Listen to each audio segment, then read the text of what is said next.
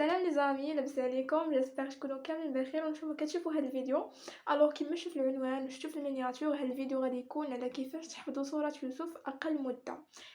تقريبا سيمانه اسبوع. انا حفظتها في اسبوع، دونك غادي نقول لكم زعما تجربتي كيفاش انا حفظتها في اسبوع.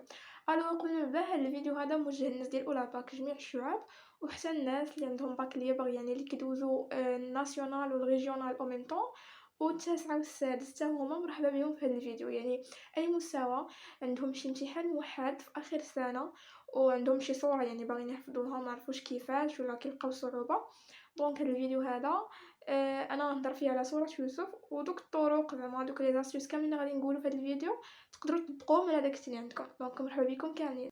الوغ لي زامي، انا عارفاكم ما دخلتوا لهذا الفيديو الا وانتم عندكم النيه باش تحفظوها، يعني باش تحفظوا سوره يوسف، ولكن ما عرفتوش الطريقه باش تحفظوها، ولا ربما كتحفظوها وكتنسى ليكم. المهم ولا كتلقاو صعوبه باش تحفظوها، كتجيكم ربما طويله. وصراحه هي ما طويلاش بزاف، فيها وقيله 111 ايه على ما بقيت عاقله. المهم 6 الاجزاء، دونك زعما دغيا ساهلين، غير درتو راسكم فيهم دغيا تحفظوهم. وقبل ما نبدا زعما قبل ما ندخل في الموضوع، اللي اول مره كيشوف لاشين ما ينساش يتابونا ويخلي لايك وشي تعليق وبارطاجيو مع لي زامي ديالكم، زعما كنتو ضرايفين بارطاجيو مع لي زامي ديالكم، وخليكم مع الفيديو بلا ما نطول عليكم. لي زامي صراحه هذا الفيديو ما عرفتش فوقاش غادي تشوفوه بالضبط، واش غادي تشوفوه في العطله اللي عندكم ديال زعما باش تدخلوا الدوره الثانيه، ولا غتشوفوه حتى تبدا القرايه. المهم الا شفتوه في العطله داكشي اللي بغينا مزيان، يعني تحفظوه في هذا الاسبوع مع مالي زعما تكونوا تديروا حتى شي حاجه، حاولوا تحفظوها تحيدوا عليكم، يعني ما تخليوهاش يقرب الجهوي ويتراكموا عليكم الدروس وما تعرفوش تحفظوا اجتماعيات ولا التربيه الاسلاميه ولا العربيه ولا ما شنو، ما تعرفوا شنو ديروا. فهمتوا؟ دابا واخا كيبان لكم راه باقي الجهوي بعيد، ولكن راه دغيا تغمضوا عينيكم دغيا غادي يوصل. الوغ كيحيدوه عليكم دابا. شفتوها حتى بدات القرايه ماشي مشكل، تيكون عندكم الويكاند السبت والحد، الاغلبيه فيكم في الليسه كيكون عنده السبت كيقرا غير الصباح اللي هي خاويه، دونك تحفظوها داك السبت والحد راه هكا فيكم ما شنو ديروا فيه العجب. وابا زعما هكايا باش تحفظوا سوره يوسف، هي فيها بزاف د القصص عفوا، فيها بزاف د العبر وبزاف د القيم اللي غادي يفيدوكم في الحياه ديالكم، بحال الصبر كيفاش تصبروا. المهم بزاف د الحوايج اللي فيها زوينين، فاش غادي تقراوها وتحفظوها وتفهموا الاحداث ديالها على ملي كيدوروا غادي فهمتوا غادي تستافدوا منهم. المهم بلا ما نطول عليكم في الهضره، انا عارفه فيا الهضره بزاف، خليكم مع الفيديو. واول حاجه لي زامي غادي نبداو بها هي انكم تقراو سوره يوسف، غتقراوها مره جوج ثلاثه حتى ل10 المرات وحتى اكثر الا قدرتوا. فهمتوا؟ قراوها كامله يعني جميع الاجزاء. قراوها قراءه متانيه وانتم كتقراو وانتم كتمعنوا في العبر، كتمعنوا زعما تحاولوا تفهموا داكشي، دوك الايات تحاولوا تفهموهم شنو كيعنيو بلا ما تحاولوا تمشيو للتفسير في شي فيديو، ولا تمشيو لتفسير القران وتفهموها. لا، نتوما كتقراو وانتم كتمعنوا كتحاولوا تفهموا بوحديتكم الاحداث. فهمتوا؟ وماشي غير قلنا زعما تقراوها مره جوج ثلاثه صافي تبقاو تقراوها المره الاولى الطق، المره الثانيه الطق، زعما باش تقراوها باش تسمى وقريتوها. لا، قراوها بشويه عليكم، ما مجري عليكم حتى شي واحد، نتوما كتقراو وانتم كتحاولوا تفهموا شنو واقع في ديك الايات. فهمتوا؟ بحال هكا غادي يترسخوا لكم دوك الافكار في الذهن ديالكم. المهم حاولوا تقراوها مزيان، كل ما قريتوها اكثر كل ما كان حسن. ثاني حاجه اللي زعما غادي ديروها هي انكم غادي تفرجوا الصوره ديال سيدنا يوسف عليه السلام في فيديو. كاينين بزاف د لاشين في يوتيوب كيديروا كيمثلوها، كاين اللي ممثلينها على شكل فيلم، كل واحد وبطريقته اللي دايرها. كاين اللي داير كل جزء عباره عن حلقه، يعني عباره عن فيلم في حلقه. فهمتوا؟ كاين واحد لاشين انا كنت فهمتوا قلبت عجبني الطريقه باش كيعاود، ما عرفتش شنو سميتها، كانال واقيلا شي حاجه. غادي نخلي لكم شي سكرين هنا ولا هنا. هذاك الفيديو فيه 40 دقيقه يعني ساعه ما كاملاش، كيعاود لكم القصه ديال سيدنا يوسف بالدارجه، يعني بحال كيعاود لكم شي فيلم. نتوما عارفين فاش كتفرجوا في شي فيلم ولا كيعاود لكم شي واحد شي فيلم، راه كتعقلوا على الافكار وعلى الاحداث حاجه من مور حاجه شنو وقع. فهمتوا؟ يعني دخلوا لهداك الفيديو غادي يفيدكم بزاف. راه غادي نخلي لكم الرابط، في اول تعليق ايبانغلي، دخلوا ليه ما تنساوش، دخلوا عنده تفرجوا هذاك الفيديو وغادي يفيدكم حتى هو. دونك بحال هكا غادي يسهل عليكم تفهموها اكثر، يعني من بعد ما غادي تقراوها غادي تفرجوا فيها باش تزيدوا تفهموها اكثر. الوغ قلنا عندنا 6 الاجزاء في الصوره ديال سيدنا يوسف، عندنا 6 الاجزاء. الا درنا كل نهار جزء، هانتوما كل نهار جزء يعني 6 الاجزاء يعني 6 ايام، يعني سيمانه، قولوا سيمانه. واللي ما كيقدرش يحفظ زعما اللي ما يقدرش يكابطي جزء كامل في نهار واحد، انا اللي قلت لكم هكا جزء في النهار يعني النص ديال الجزء في الصباح والنص الاخر في الليل، فهمتوا؟ واللي ما غيقدرش يقدر يضرب ليه واللي يحفظها في 12 جوغ، يعني اللي يقدروا يحفظوا عندهم القدرة انهم يحفظوا كيقدروا يحفظوا بسرعه غيحفظوها في سيمانه، اللي عندهم زعما الحفظ ثقيل غيحفظوها في جوج سيمانات، فهمتوا؟ زعما ماشي مشكل بحال بحال. يعني نتوما حاولوا تحفظوا كل جزء في النهار، راه ما ياخذش منكم بزاف دغيا دغيا. المهم انا هادشي اللي غادي نقول لكم دابا، هاد لي زاستيس اللي غادي نقول لكم غادي نهضر على الجزء الاول ياكم. نتوما هادشي اللي غادي نقول على الجزء الاول نتوما طبقوه على جميع الاجزاء، يعني باش مابقاش نعاود لكم كل جزء بوحديتو غيجي الفيديو طويل. دونك غادي نهضر على الجزء الاول كيفاش ديروا تحفظوه وانتم طبقوا داكشي على الاجزاء كاملين. الوغ مي زامي غادي نبداو بالجزء الاول اللي حتى نتوما غادي تبداو الحفظ به. الوغ كل واحد منكم عنده تليفون وعنده لي زيكوتور ياك، عنده السماعات. الوغ كل واحد منكم غادي انستالي صوره يوسف، غادي تيليشارجيها على شكل اوديو بصوت القارئ اللي كيعجبكم تسمعوا ليه. غادي تانستاليوها عندكم، سواء تانستاليو الصوره كامله سواء تانستاليو جزء بجزء، فهمتوا؟ يعني على حساب كل نهار ديروا جزء، انستاليو جزء بجزء احسن، راه كاينين بزاف د لاشين في اليوتيوب اللي حاطينهم. دونك وفاش تكونوا هكايا فاش تكونوا خارجين تسخروا جايين اتنعسوا في الليل فايقين الصباح كتقضي الشغل مع ماما كلا كنتي بنت كتعاونيها في الشغل ولا كديري شي حاجه، ما فيها باس تكوني دايره لي زيكوتور بلاصه ما تسمعي الموسيقى تكوني كتسمعي لها، ولا بلاصه ما تكونوا غاديين تخرجوا خارجين تسمعوا الموسيقى سمعوها. فهمتوا؟ كل ما سمعتوها اكثر كل ما غادي ترسخ في الذهن ديالكم اكثر. علاش فاش الاغنيه كنسمعوها مره واحده دغيا سبحان الله كتلصق لينا في العقل، فهمتوا؟ يعني كل ما استعملتوا بزاف د الحواس باش تحفظوا شي حاجه دغيا كيسهل عليكم داكشي، دونك حتى السمع كيسهل الحفظ. الو قلنا غادي تانستاليوها وبقاو تسمعوها في الصباح ملي تفيقوا، في الليل ملي تبغيو تنعسوا.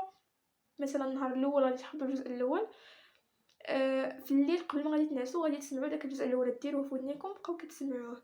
الصباح فاش تفيقوا تكوني كديروا شغل ولا شي حاجه، والمهم تقضيو داكشي اللي عندكم وانتم كتسمعوها. صافي فاش غادي تجلسوا غادي تشدوا الجزء الاول غادي تبقاو تقراوه وتعاودوه تقراوه وتعاودوه بزاف د المرات، فهمتوا؟ تقراوه وتعاودوه بزاف د المرات، ماشي تقراوه مره وتقولوا صافي ما بغاش تدخل للراس صافي تجمع وتنوض، لا قراو غير بشويه عليك، فهمتوا؟ قول انا باغي نحفظ صورة يوسف باش تحفظ ليك، فهمتوا؟ باش كتقولوا راه صعيبه راه طويله عقلكم هادشي صافي عقلكم هادشي اللي كيشد ما كيبغيش تدخلوا الحفاظه لراسك، ما كتبغيش تدخل لكم الحفاظه لراسكم حيت نتوما كتقولوا هادشي صعيب ولا هادشي طويل ما يتحفظش ليا، فهمتوا؟ الوغ قلنا تبقاو تقراو وتعاودوا من بعد ما تسمعوها بقاو تقراوها وتعاودوها. بقاو تشدوا كاع ايه بايه وعاودوها، مثلا الايه الاولى تقراوها تشوفوها هكا في القران تقراوها، ومن بعد بقاو تعاودوها وتعاودوها عشان ندوزو للثانيه بقاو تقراو كاع نتوما ايه بايه. رامي كيف ما قلت لكم في الاول اتقسموا الجزء الاول على جوج، بالنسبه للناس اللي زعما ما يقدرش يشدوا الجزء كامل في دقه ويحفظوه، فهمتوا؟ قسموه شويه حفظوه في الصباح وشويه حفظوه في الليل. دونك نتوما تقسموا نهاركم غادي ديروا داكشي اللي كيخصكم ديروه في النهار، المهم الا كانت شي شغل ولا شي حاجه وتخصوا واحد الوقيته للحفاظه، شويه تحفظوه في الصباح وشويه في الليل. وفاش تساليو الجزء الاول تحفظوه مزيان وتاكدوا انكم حافظينه مزيان بلا ما يتلف لكم داكشي بلا ما يتخلطوا لكم الايات وتبقاو تنقزوا ايه وتقولوا ايه، فهمتوا؟ فاش تحفظوه مزيان ديروا اوديو سجلوا راسكم وانتم كتعرضوه، فهمتوا؟ ولا ديروا فيديو وانتم كتعرضوه باش تشوفوا راسكم واش كديروا شي اخطاء وانتم تتعرضوا، صافي حتى تحفظوها مزيان وتوليو متمكنين منها.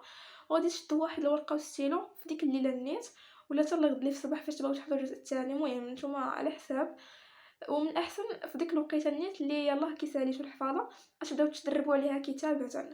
تقدروا تغلطوا المره الاولى الثانيه ولكن مع الوقت غادي توليو تكتبوها مزيان، يعني عاودوها بزاف د المرات حتى ما تبقاوش تخطئوا في الكتابه ديالها. علاش قلت لكم بحال هكا؟ حيت في الجهوي كيعطيكم واحد السؤال ديال اكتب من قوله تعالى الى قوله تعالى، بعد ما يقول لكم مع الشكل بعد المره لا، اذا نتوما خصكم تدربوا على الكتابه ديالها ومع الشكل، يعني كيف ما هي في القران الكريم كيف ما هي تكتبوها، فهمتوا؟ يعني ما خصكم ديروا اخطاء املائيه، راه واخا تقدروا تكتبوا لهم الايات صحاح يعني زعما تكونوا حافظين وتكتبوا داكشي مزيان، ولكن غير الكتابه الاملائيه تكون خطا كيتنقصوا لكم عليها من النقاط. وبعد المره كيكون عليهم في الجهوي من 3 النقاط حتى 4 النقاط، يعني سوره يوسف، فهمتوا؟ تقولوا لي هادشي كامل غير على 3 ولا 4 النقاط مالنا عليه على بلا ما نحفظوها، راه 3 د النقاط راه تقدر تنجحك، تقدر تسقطك تقولوا لي الجهوي ما كيسقط ما كينجح، ولكن في الباك فاش كدوزو الوطني وداك الشيء كيعاونكم فهمتوا، حتى لا قدر الله ما مشيتوش مزيان في الوطني وفي الباك، هذاك الجهوي كيهزكم شويه فهمتوا، كيدير لكم ليكيليبر. دونك ما تستاهلوا حتى ديك 0.5 طمعوا فيها باش تجيبوها فهمتوا، ما تضيعوش النقاط. حيت راه 0.5 كما كتعرفوا أنا كنعرف ناس هاديك 0.5 يعني نص نقطة نجحات شي وحدين وسقطات شي وحدين فهمتوا، راه كما كنقولوا العود اللي تحقرو راه يهميك. وواحد الحاجة أخرى بغيت نشاركها معاكم قالتها ليا صاحبتي، حيت هي صراحة في الجهوي ما حفظاتش سورة يوسف لأنه كان مشى عليها الحال زعما ما بداتش الحفظها بكري، دونك فاش قرب الجهوي كانت مضغوطة بالاجتماعيات والمواد الآخرين يعني ما بقاش ليها الوقت لسورة يوسف، هادشي علاش قلت لكم حيدوها عليكم. كتشوفوني كنهضر بالزربه غير باش ما يجيش الفيديو طويل تنحاول نسربي ونعطيكم زعما الافكار اللي غادي يفيدوكم باش نسالي الفيديو. المهم كيف قلت لكم هي ما كانتش حفظت سورة يوسف ولكن حفظات كل قيمة والآية اللي كدل عليها، حيت في الجهاوي بعض المرات تيقول لك يا اما كتب لي القرآن يا اما تيعطيوك قيم تيقول لك استدلي عليهم ولا تيعطيوك الآية وتيقول لك جبد لي منها القيمة فهمتوا. ومن هذاك العام ما تحطش القرآن، تحط لنا القيم وقال لك استدلي عليهم من سورة يوسف. مثلا تعطيك قيمة الصبر ويقول لك استدل عليها ديك الآية اللي كتقول قال تعالى فصبر جميل والله المستعان صدق الله العظيم فهمتوا. بحال هكا كيعطيكم بزاف د القيم وتيقول لكم استدلوا لي عليهم من سورة يوسف. بغيت ندير لكم شي فيديو نعطيكم كاع داك القيم راه عندي باقيين مكتوبين، كاع دوك القيم كاملين اللي كاينين في سورة يوسف كامله وكل قيمه والايه اللي كدل عليها خليوها لي في لي كومونتير ونبارطاجيهم معكم. الوغ لي زامي كاع دوك لي زاستوس اللي قلت لكم طبقوهم على الجزء الاول حاولوا تطبقوهم على جميع الاجزاء، غادي يعاونكم باش تحفظوا سورة يوسف اقسم بالله يسهلوا عليكم الحفاظه. فهمتوا واخا يبانوا لكم هكايا دي ميثود اللي باسلين حامضين ولكن ما تحقروش ليا لي ميثود ديالي، حيت فريمون هكاك باش حفظتها انا زعما كنت حفظتها في سيمانه فهمتوا. سهلت على راسي كنت كندير هذا الشيء هذا اللي قلت لكم دابا وسهلت على راسي ودغيا تحفظت ليا فهمتوا. حفظتها اصلا انا حفظتها عن ظهر قلب يعني انا كنت باغا نحفظها وحفظتها عن ظهر قلب ولحد الان فاش كتحفظوا شي حاجه من قلبكم كتبقاو عاقلين عليها. يعني لحد الان انا باقا عاقله عليها ايه بايه كيف ما حفظتها كيف ما باقا عاقله عليها، وهذا الشيء ان شاء الله يعني الا درتوه تبقاو عاقلين عليها. يعني ابار انكم تحفظوها باش دوزو الامتحان غادي تديو الاجر مع الله وتقدروا تبقاو عاقلين عليها وتبقاو تصليو حتى بها فهمتوا. دونك هادشي اللي كاين بلا ما نطول عليكم كنتمنى نكون فتكم ولو شويه. وما تنساوش تشتركوا بالقناه الا كنتو اول مره تشوفوها لاشين حيت جايين بزاف ديال الفيديو على الجهوي. وحتى ان شاء الله فاش تطلعوا للباك يعني على الناسيونال كنحط داكشي الناسيونال التوجيه من مور الجهوي من مور السيزيام. المهم جايين بزاف ديال الفيديو غادي يفيدوكم ما تفلتوهمش عليكم. ما تنساوش تشتركوا وتفعلوا هذاك سميتو لا كلوش هذاك الجرس باش يوصلكم اي جديد على شكل نوتيفيكاسيون. وباي باي.